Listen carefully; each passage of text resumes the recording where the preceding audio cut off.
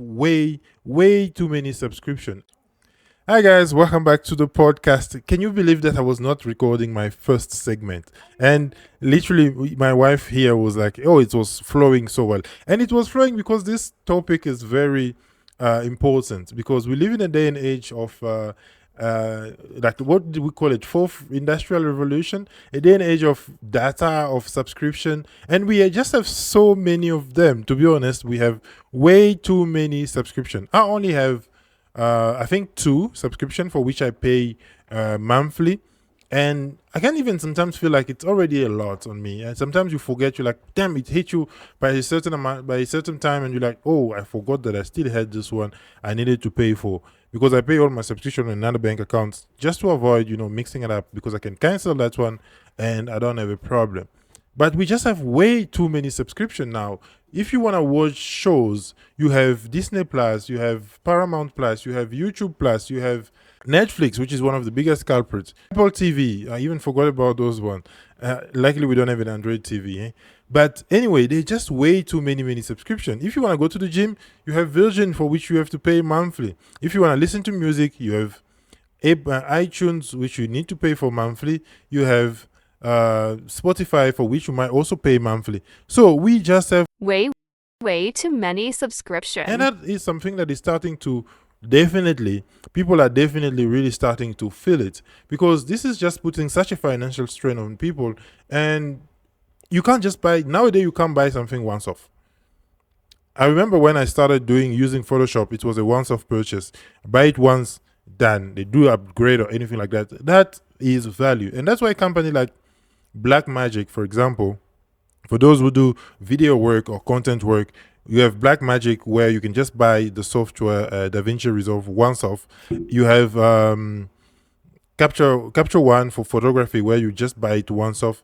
And you have other company that are also kind of starting to follow suit on that pathway, because it just makes sense to give the person that item once off. Even books nowadays, you can't even own them, especially if you use something like a tablet or a phone, and you have, let's say, an Amazon app on your phone, where you literally are renting the book. It doesn't belong to you, and you need to pay monthly fees to read a book. Doesn't make sense. I miss the day where you will just go to the library, buy something once and for all. The age of digitalization of everything has brought in that side of subscription that I think nowadays people are realizing that it's a scam. So let's put it on a mathematical note. Maybe that will give you a better perspective. Let's say Premiere Pro used to cost, the once-off purchase used to cost quite a pretty penny. It was about $800 $800 once off. So Premiere Pro, pretty much the suit, the Adobe suit, it was, if not 500, something like that. And just the subscription that I have for Photoshop, and I pay about $120 every year. Over 5 years, that would have been a once-off payment. So, and I'm not using this software only in a year. I'll use it for a really long time. That's just a lot of money. You put Netflix there, you would believe that, hey, I have movie on demand. But yeah, how many movies do you actually really watch on Netflix? It's just that nowadays a lot of people are really much Netflix addict. They watch Netflix all the time. So that's kind of a factor that counts into that, because we are in that digital age where we are pretty much glued to our phones. And that's why I do love YouTube, actually, because you can literally choose what you want to do with your screen time on YouTube, whether you want to subscribe to like other creators. And I don't mind. I personally really do not mind ads. I know people, there are people who hate ads, and that's the reason why they subscribe to all of these services, to avoid the Spotify ads, the YouTube ads, and all of those stuff. And it doesn't make, for example, you have YouTube Music, where it doesn't necessarily play along with YouTube. You need to have two subscriptions for the same company. Correct me if I'm wrong there, but it doesn't make a lot of sense for me. And subscription really has become a problem, and we have just way too many of them, because when you put all of those costs together, you find that you are paying a lot of money. Let's say you have a subscription for Disney, Netflix, Paramount, YouTube Plus, Spotify. Sometimes you find people having subscription for Spotify and iTunes. Doesn't make any sense because those are two music provider. But yeah, Netflix and Disney, they don't have the same library. You need two different library. They have different stuff. You want to watch this one, you can't. Doesn't make any sense. And I know people who have Netflix that had probably just watch it once or twice a month because they are busy, and you only watch it on weekend. I'm a soccer fanatic. I'm a football fanatic, but I can't understand why the price of even watching soccer is so expensive. It is unbelievably expensive, and company are really trying also to cut down on having people sharing their accounts because obviously they want to make the most amount of money. And I'm telling you one thing: a lot of this company will still make money. They will still make a lot of money, even though people are sharing accounts or anything like that, because they make money with advertising. Advertising in most cases, they don't really do make money with the customer or the subscribers. A lot of them don't make money there. They make money with advertising, and this company will still be making the money that they make right now. Even if the revenue drops, they are still profitable. Maybe beside Netflix, who I think is still in dates, if I'm not wrong. Disney, for example, has a huge library, and they also have the history behind them. That's one of the reasons why they are very, very profitable. And a lot of this company want you to subscribe so that they can sell your data. And that is also one thing that comes with privacy. You are pretty much selling yourself to advertisers, and it's one thorny question with a lot of these companies where they sell your data for profits and stuff like that.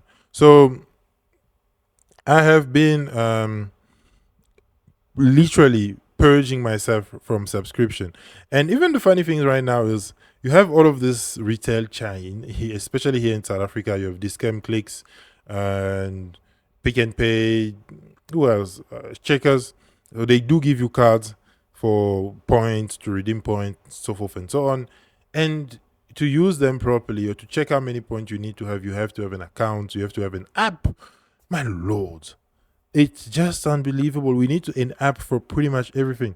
Do you think our phones have like 1 terabyte of storage space just dedicated to download garbages of app? Because let's be honest, how many apps do you need an app to shop? Do you need an app for points? So all of those loyalty points schemes and scams, actually I should call them like that, it's just to get your data as well. Subscriptions and points and application. You need an app for literally everything. You might even need an app to go to your own bathroom. It really doesn't make any sense nowadays. Because yesterday I was watching a documentary about repair right, where some manufacturers nowadays of cars, for example, they literally lock you out of your car, and you get updates over the air for the car, for example, and especially like Tesla users and stuff like that. They just way too much of that. Personally, I believe we're really having a problem with subscription, and companies are making it very hard as well to cancel subscription. I think recently Adobe was in a hot mess because you have to pay a cancellation fee of like a year so that you can cancel. If you haven't been with them for over a year, you pay a year worth of cancellation fee. I'm like, it doesn't make sense. Can we just have a button where you just press and cancel? Because it really doesn't make sense. What I personally do is I just change my card details, and I'll just cancel my card so that I don't have any more fees to pay.